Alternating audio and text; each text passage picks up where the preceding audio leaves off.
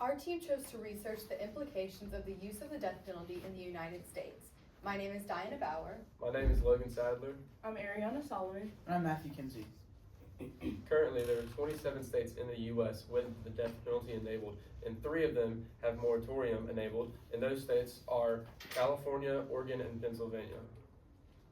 There are 139 people that have been executed in America since 2020, according to an article by Death Penalty Focus.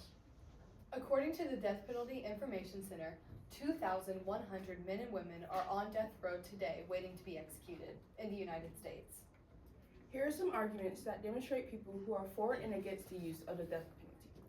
Former Prime Minister Margaret Thatcher, who is for the death penalty, says, "I personally have always voted for the death penalty because I believe that people who go out prepared to take the lives of other people forfeit their own right to live." On the other hand, Mark Hare, whose daughter was murdered in 2017, states, "I don't relish the thought of him getting the death penalty. That's my belief. I'd rather him get his heart straight and get life in prison." Our research question for the death penalty is what regulations must be put on the death penalty for it to remain a humane and justified form of capital punishment?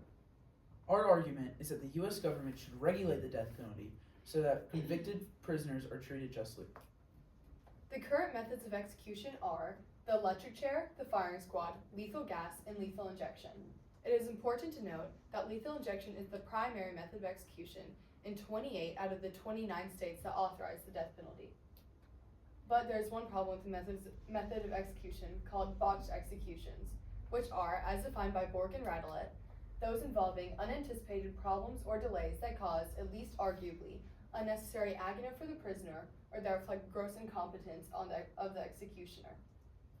2 examples of this are on October 23rd, 2025, Anthony Boyd was executed using asphyxiation or nitrogen gas. During this time when he was executed, he heaved and gasped for air some 200 times and convulsed. Another example of this is on February 28, 2025, Thomas Creese was attempted to be executed using lethal injection, but they attempted to insert the catheter into his arms, legs, hands, and feet for over an hour, but failed to execute him and eventually just returned him back to his cell. And these are just 2 examples out of hundreds of people that face similar problems during their execution. As shown by this chart, lethal injection, although is the primary method of execution, also has higher rates of botched executions than all the other primarily used executions in the United States, showing faulty on the side of the U.S. government. As put by Austin Serrett, Specifically looking into the crime rate of murder, a statistic chart provided by the Death Penalty Information Center shows that there is a 41.5% increase in states that impose the death penalty rather than states that do not. Philosopher Hugo Adam Dada noticed that states that imposed the death penalty had higher crime rates than states that did not impose it, showing that it's rather enticing than a threat. This chart provided by the Death Penalty Information Center visually shows the consistency of death penalty states being higher in crime during the year 1990 to 2010s in the crime rate of murder, with the red representing death penalty states and the blue representing non-death penalty. There's also times where biasness can be seen in the death penalty. 3 of these main topics are economic class, ethnicity, and gender. Here's a graph from Axios Nashville that shows how many people think the death penalty was treated fairly or unfairly from the times 2000 to 2015. From 2000 to 2010, it is shown that many people think that the death penalty sentencing is treated fairly, while a trend from 2015 all the way to the present times, many people think it is treated unfairly rather than fairly. And for economic class, it is a big reason because defendants with less money do not have enough money to defend themselves or provide a good lawyer for their case, while wealthy people can provide a good lawyer and that will be effective for their case in getting them out of the death penalty. As well as ethnicity and race, Black defendants are more than 4 times more likely to be sentenced to death than other similarly situated non-Black defendants, and the odds of being sentenced to death is 97% higher when the victim was white than when the victim was Black. And for gender, the death sentence rate when a woman is the victim of the crime is 10.9%, while a man being the victim of a crime is 1.5%. Although the death penalty is still a highly prevalent topic in America, the numbers and use of it have been going down. The peak of the death penalty was in 1998 or 1999 when there were 98 executions. And currently in 2025 we've had 45, showing a decrease consistently outside of years such as 2002 and 2009 when the numbers and use of the death penalty spiked before going down again. The average cost per death penalty case is $3 million, a contrast of over $1 million to cases of life without parole and other cases involving murder.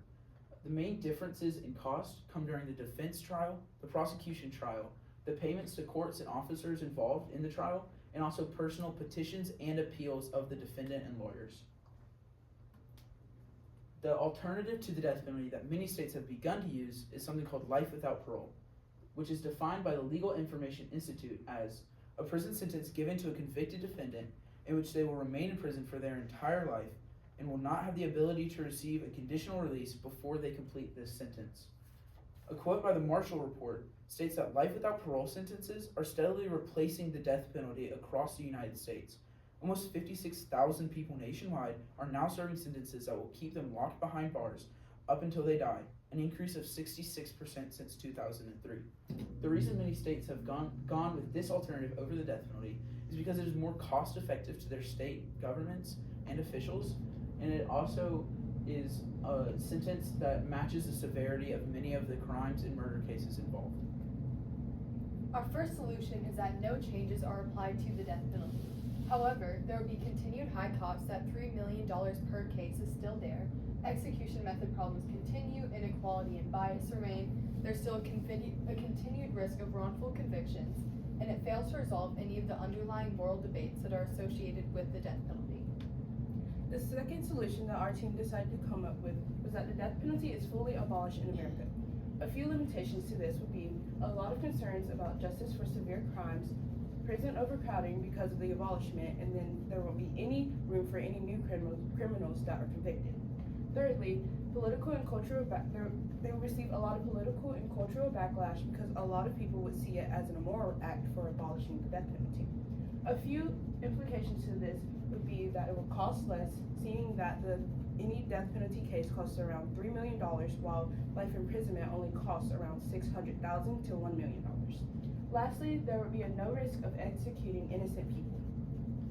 The third and best solution that we came to was for the U.S. government to change the parameters around the death penalty so it is used less often but is still available. These parameters could include taking into account aggravating factors such as multiple kills or torture of the victim, not allowing certain groups to ever be convicted of the death penalty, such as juveniles, and also allowing room for life without parole sentences according to certain factors such as the mental state of the defendant as well as abuse history. The implications and limitations of this solution include less use, cost effectiveness, less room for bias, moral weight removed, no one clear moral answer, and procedurally complex. In conclusion, without putting parameters around the death penalty, it will remain biased, unethical, ineffective, and costly. But with parameters, it can be a deterrent to crime rates and help our U.S. system be justified. And this is our works cited pages. Thank you. Very Thank you well for listening. done.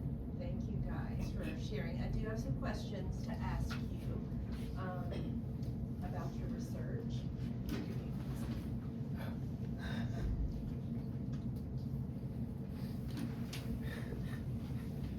So, start with Ari. As you are considering your overall project, can you share a little bit with me about how your group decided to include Diana's perspective or lens?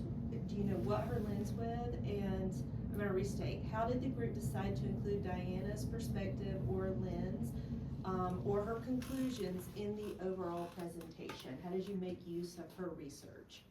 Since Diana's lens was ethical, and she focused more on the botched executions and on the innocent people that were executed in her paper, we decided to include some of that to help decrease the amount of people who are innocently convicted based off of witness testifying only, and we use that to to help come up with our solution of regulating the death penalty to help decrease some of that. Okay, thank you. And Logan, can you tell me something about regarding your own personal IRR that you did? After you have worked with your team, how has your thinking changed now that you are more aware of their findings? Yes, ma'am. So with the biasness, I was kind of all against the death penalty, just seeing that it's just so unfair in the sentencing and everything. But from looking at quotes and graphs and everything, is also kind of showed that some people are also for the death penalty in situations where someone they know or related to was the victim of a crime and someone did something so severe that they deserve the death penalty. But it just kind of changed my mind of it being just a totally terrible thing to maybe we might need it, but that kind of just changed a little bit, and I still kind of am against it, but that did kind of change my point of view for a little bit. Okay, thank So you. Good job. So Diana, reflecting on your colleagues' work, which person had the greatest impact on your overall understanding of the problem that your group identified? I think Matthew's paper, when I was reading it, helped me get a more practical understanding of the death penalty. Because my lens was ethical, I was dealing with the families of the victims, testimonies. His was political, and so he was talking about the laws surrounding it and the limitations that need to be put on it. So not from a broad but a specific way that we can address the death penalty. And so it kind of helped me put practically how do we solve this issue, not just how do we feel about it or what's wrong with it, but how do we fix it. Okay. Thank you. And Matthew, if your team had more time, what additional research would you conduct on this topic? I think from my bias, almost from my lens, which is political, I would enjoy to have gone a little bit more in our presentation into like the laws around the death penalty, as well as the Constitution actually backing up the death penalty in their claims of reasonable convictions. But also I would enjoy to spend a little more time on the economy, because Logan and I each got to touch on it, but there's obviously more costs to take into account. We can delve more into the cost differences, more than just one side of it, and also the economic bias that is currently in place in America. Thank you guys for sharing. Nice job.